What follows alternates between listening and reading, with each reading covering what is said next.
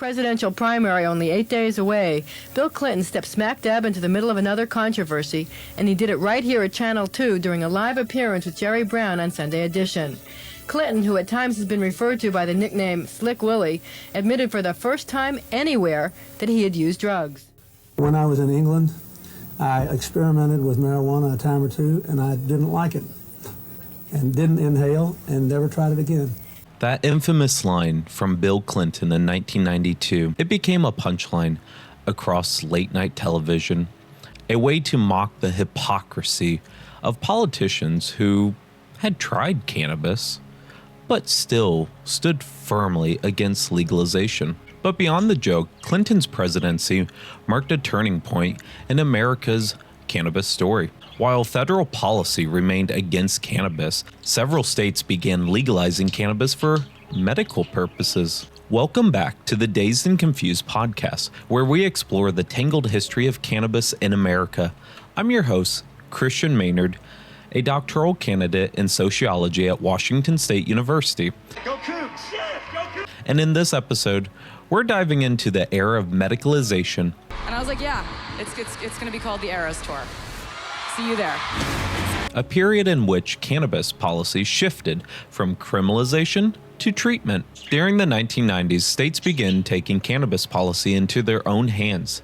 California was first, with Proposition 215 in 1996, the Compassionate Use Act. This wasn't a top-down reform. It was driven by patients, activists, and local collectives like the San Francisco Cannabis Buyers Club. That club had supplied cannabis to people with HIV or AIDS. But in 1996, federal agents raided and seized over 40 pounds of cannabis. For patients, that raid was devastating and galvanizing. Dennis Peron, a club founder, helped spearhead Prop 215. When the initiative passed, Peron lit up a pipe and declared, "Isn't democracy great?" In a lesser-known ballot measure, Arizona voters passed Proposition 200, which legalized the medical use of cannabis, along with other substances on Schedule 1, like heroin and LSD. Specifically, after receiving an endorsement from 2 physicians, including citations of relevant scientific research,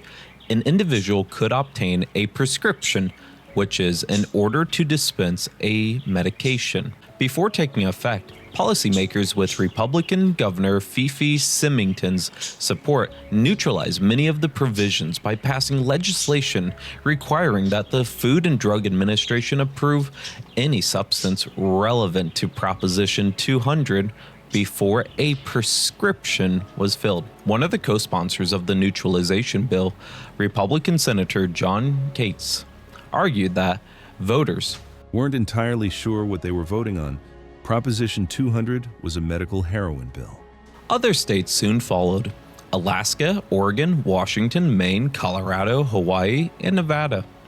By the end of Clinton's presidency, 8 states had legalized medical cannabis, all through ballot initiatives put directly to the voters. DC's legalization measure faced the most significant hurdle of all the medical cannabis initiatives.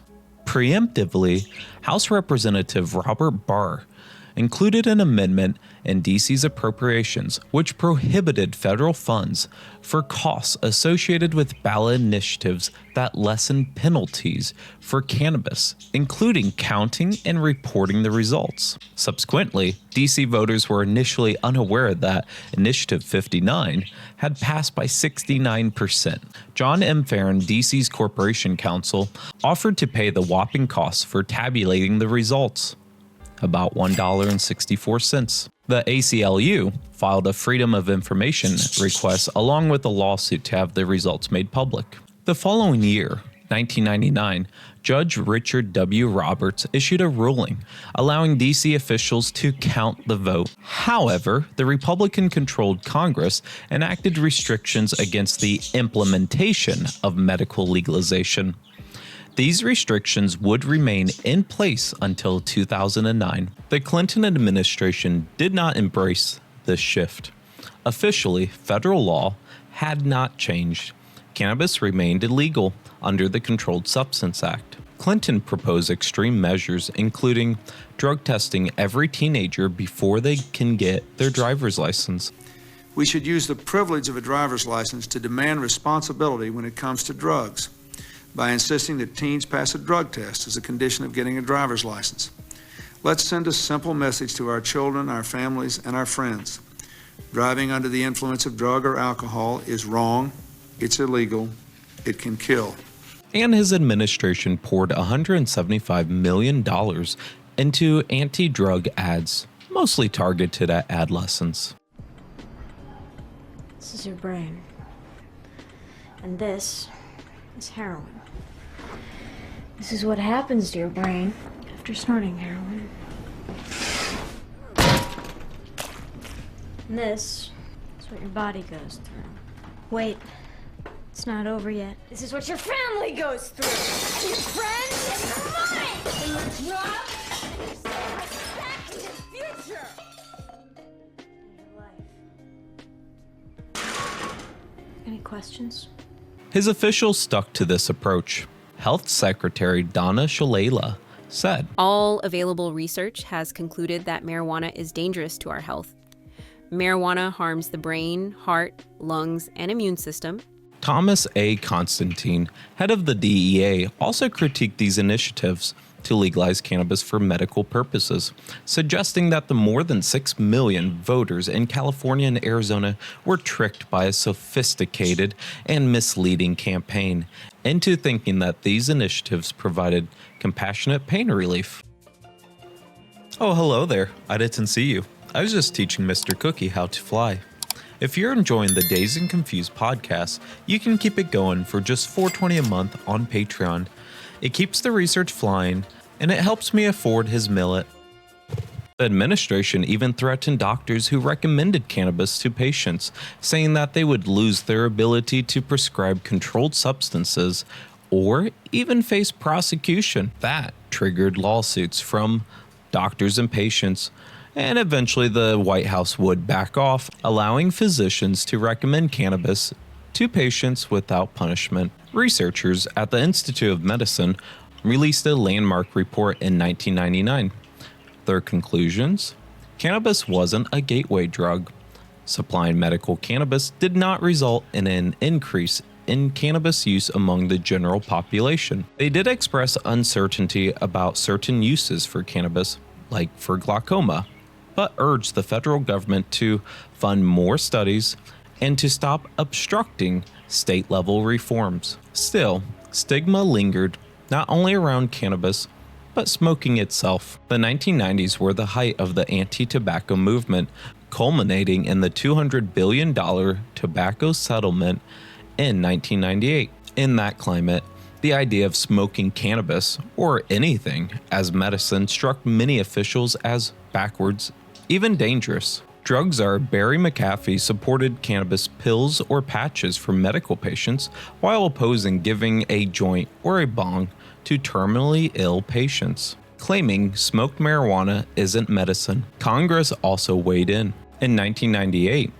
the House overwhelmingly passed a resolution opposing state medical cannabis initiatives, insisting that drugs had to go through the FDA approval process. In 1999, because of the popular support for cannabis for medical purposes, the House of Representatives convened a subcommittee entitled Pro and Cons of Drug Legalization, Decriminalization, and Harm Reduction. Representative Mark Souder of Indiana went as far as to say, "I am one who is not particularly happy that we are having a hearing called the Pros and Cons of Drug Legalization. We do not have hearings called the Pros and Cons of Rape. We do not have hearings called the Pros and Cons of Child Abuse. We do not have hearings called the Pros and Cons of Racism.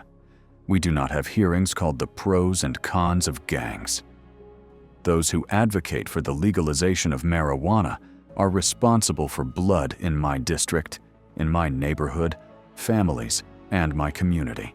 Despite the opposition from federal officials, individuals from key organizations offered support for cannabis reform.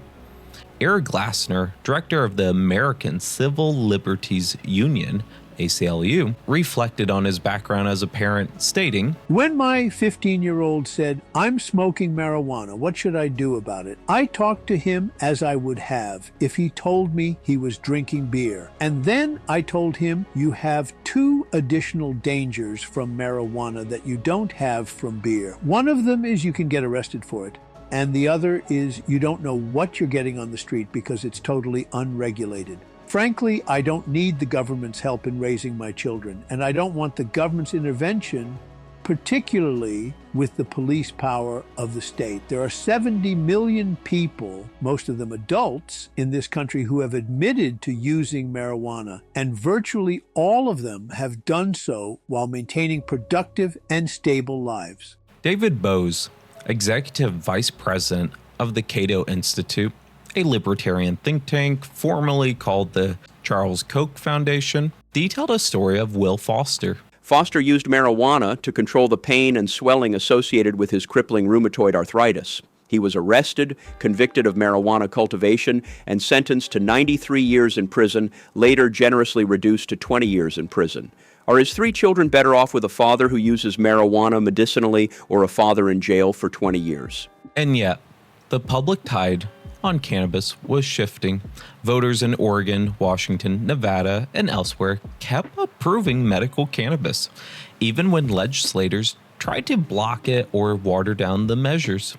By 2000, polls showed 34% of Americans supported legalization, up from 10% at the start of Clinton's presidency. While the country was awaiting the election results that eventually declared President George Bush the winner, Clinton told the Rolling Stone, "I think that most small amounts of marijuana have been decriminalized in some places and should be." So, while Clinton himself kept cannabis at a distance and his administration maintained federal prohibition, the 1990s marked a turning point for medical cannabis as it gained legitimacy through state ballot initiatives. Patients and advocates reframed cannabis as a medical commodity, challenging long-standing federal narratives of danger and deviance. By the end of Clinton's presidency, states had established legal protections for medical patients.